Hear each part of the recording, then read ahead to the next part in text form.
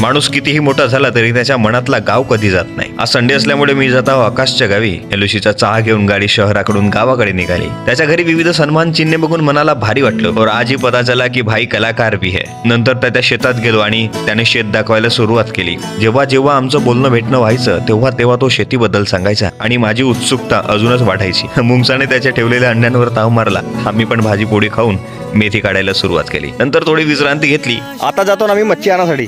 Sunday असल्यामुळे fish पकोडे बनवण्याचा प्लॅन झाला. बाहेर गावून मच्छी आणून आकाशने त्याच्या गावची छोटीशी नदी दाखवली. आणखी थोडी पालक काढून तिला धुण्यासाठी टाकलं आणि भेलवर ताव मारून लागलो आपल्या कामाला. हा तो बघून मला माझ्या महाराष्ट्र भटकंतीची आठवण झाली. आकाश तिकडे काम करत होता आणि मी इकडे फिश पकोडे काढत होतो. गरमागरम फिश पकोडे काढून त्यावर मस्तपैकी ताव मारला आणि उरलेला तेल घेऊन निघालो घराकडे. पण गावाकडे जरा जास्तच थंडी होती. जसा जसा शहराकडे येत होतो थंडी कमी कमी वाटत होती. दिवसभर शेतामध्ये राहून मेडिटेशन केल्यासारखं वाटलं. नाही गाड्यांचा आवाज, नाही प्रदूषण. होती फक्त पक्ष्यांची किलबिलाट, तीही मनाला भिडणारी.